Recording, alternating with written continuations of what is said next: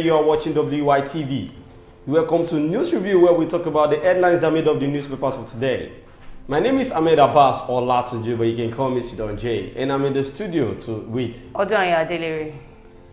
You know how we do it. The sponsor for the show is still Nokba Abbas, and today I'll be starting with Punch on newspaper as usual.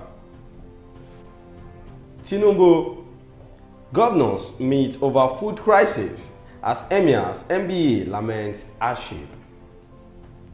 Election petitions wasted Tinubu's first 7 months. PDP spokesperson. Flying wigway. Others in bad weather wrong. U.S. aviation lawyer. 2 ASPs dismissed over $3,000 extortion in Rivers. Then on Vanguard newspaper. Hardship. We can no longer pacify our subjects. Northern monarchs tell federal government. Bandits now rape our women. Zamfara indigene lament. Funeral arrangements for Akeredolu commences today. Federal government to distribute free grain palliatives to needy Nigerians. Minister. Then on Daily Post. Nigeria standing on faulty foundation. Can't work. Akwa Ibom CHRAN director is song. Economic hardship. We can't stop people from revolting. Sultan warns. Labour Party crisis. I'm disappointed. Suspended treasurer speaking truth. Charles Awuzie. Nigerian government to borrow 2.5 trillion naira through bond. DMO. These are the headlines that made up the newspapers of today. We're going on a short commercial break.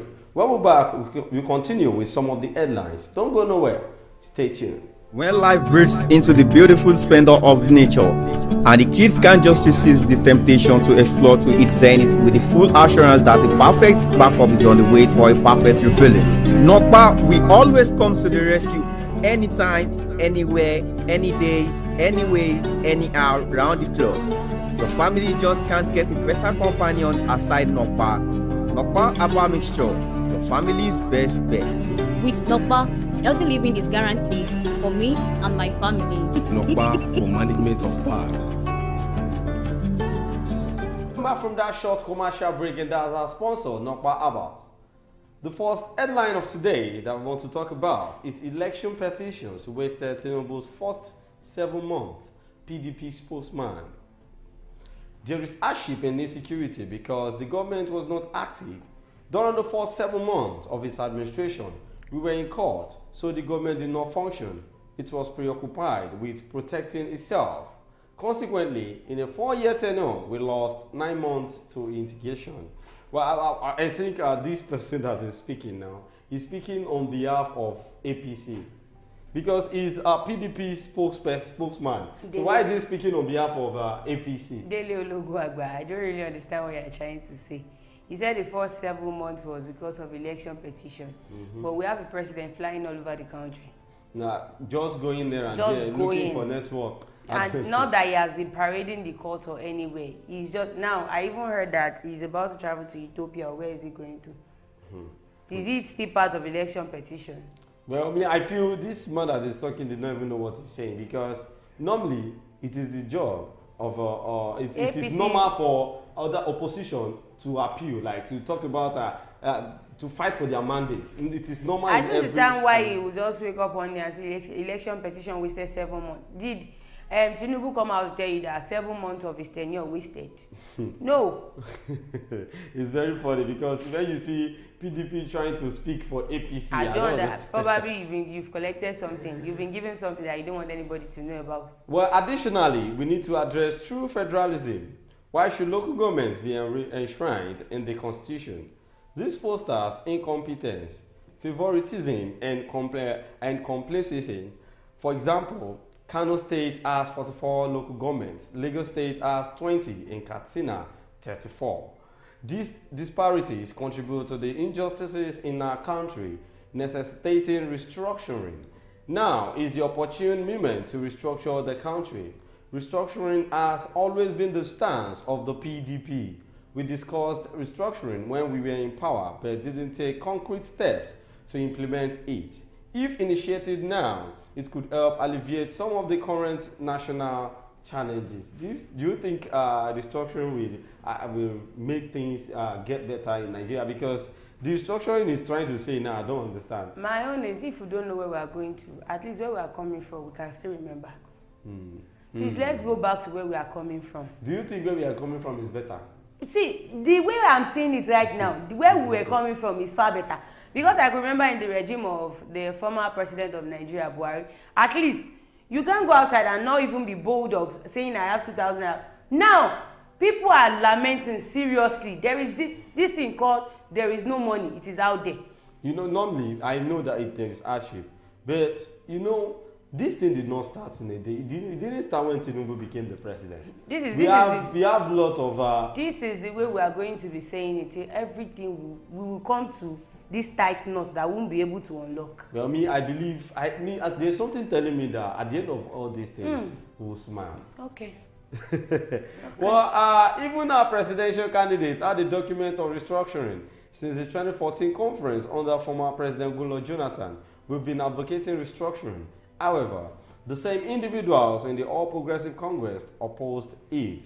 We initiated it because our country is diverse, linguistically, religiously, and ethnically.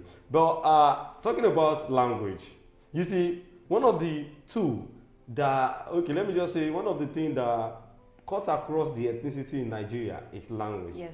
And English language now came like a bridge that come across every ethnicity. Like if you go to anywhere in Nigeria, just speak English, people will understand you. So now that they are trying to talk about restructuring, like, okay, how do they want to be like? Is it that we want to create our own language, just one language aside English? That would be what?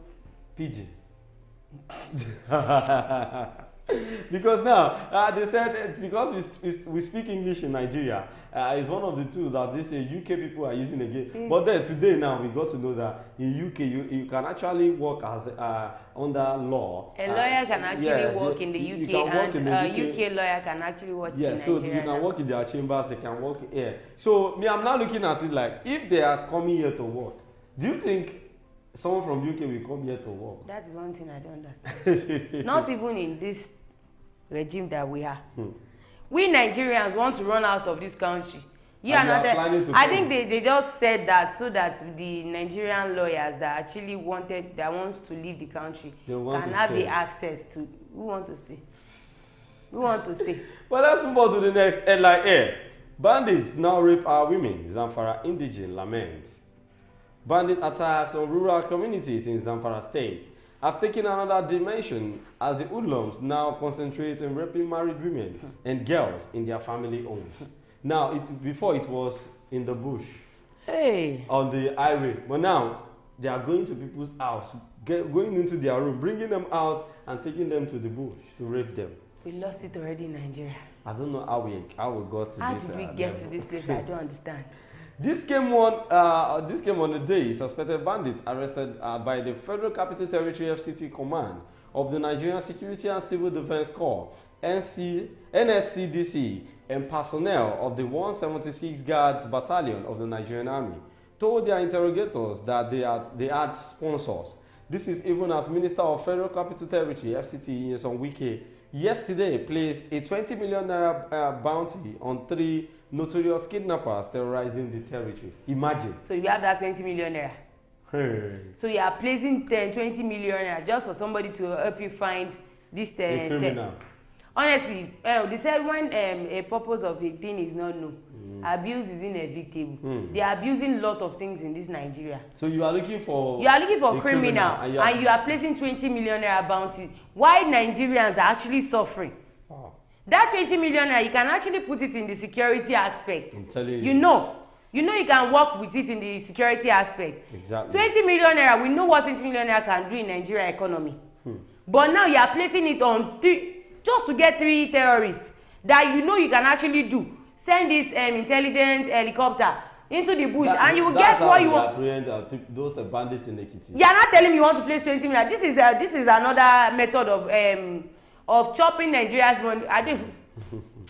They want to extort in every angle. Ah! Well, the bandits also killed locals and committed other obnoxious crimes in the Kalgonkusi village of Safe local government area of Zamfara state, according to a local who pleaded anonymity. Speaking in an interview with the BBC Hausa service monitored in Kaduna yesterday, a resident of the area alleged that the situation has made 70% of the villagers to relocate to other places. Previously, the bandits would come to our community, humiliate us, rustle our animals and abduct people for ransom. Now, they come in broad daylight and remain till midnight, like they enjoy their time there. So now, they will come during the day and they will leave by midnight, and there is nothing the security in that area could do about it. Well, they will be dressed in uniform, carrying weapons. I swear, it has reached a level that they would enter any house they liked and rape women. And there is nothing the government can do about this. Nigeria is now getting to a jungle. Like, let's say... Nigeria is not survival of the fittest. No, we can call Nigeria a jungle. Jungle justice. Like, hey. Let me say, jungle of animals. Because now, if our government is not saying it like, we are the ones suffering this, they are not even having anything to do with this banditry, kidnapping of a thing. Imagine bandits having the guts to come inside morning till midnight. They will even go into the house that they like and they rape pick their women and rape them. Wow, this is bad. Well, if sorry, you will not apprehend such a criminal. You're not telling me you are taking them to rehabilitation center. That is because they don't know what they are doing. If any woman resists them, they would abduct her, do whatsoever they want with her in the bush and bring her back after 2, 3 or 4 days. Imagine, they will go, come back. Like, they're only living like a king in that Zamfara state. Well, and said the residents who pleaded anonymity said this is how they do it every day, every time in their village. And Zamfara is still existing. I'm telling you. He said for over 10 years, no single policeman was deployed to the area. A situation that allowed the bandits to humiliate members of the community. And Zamfara still exists. There's a governor there. This is too bad. We have a president. Let's assume that we don't have a president. We have a flying president. Exactly. Not a sitting president. The president that knows how to travel. And there is a sitting governor in that state. Security personnel are there. They are not doing anything. Bandits now rule in Zamfara. And Zamfara is still existing in the calendar of Nigeria. I'm telling you. We lost a lot of things in this Nigeria already. Well, I pray that things get better in this country because very soon we should be getting ready for the Fourth World War. This thing that you're talking about, that you pray things get better in Nigeria, things cannot be better until these people that are in the place of authority, they see what is happening in Nigeria. They see that it is affecting them, not the poor masses alone. But now, most of them, their attitude is, I don't care, since it is not happening to anybody related to me. So once it happens to somebody that is related to, or even they themselves, now we have governors that are coming out, that are even bandits, that are even writing letter to him that they want to kidnap him. Exactly. So in that state, you know the governor is going to buckle up his shoe, he's going to double up his also. I'm telling you. If they write letter to President Bola Ahmed Tinubu now, you know we already lost his patakata. Well, I feel even the president himself is scared of bandits. That's why he's traveling out of the country. Going to Ethiopia now, Addis Ababa. Well, this is where we are going to be ending it on the show today. Don't forget to follow us on all our social media platforms on X, YouTube, Instagram, TikTok, Facebook at Wisdom Yard Online TV. My name is Ahmed Abbas or Latsoji, but you can call me Sidon J. Thank you so much, Oduanya, for joining on the show. Thank you for having me on the show. We'll see you again next time on this particular show. Be good and enjoy the rest of your day. Bye for now.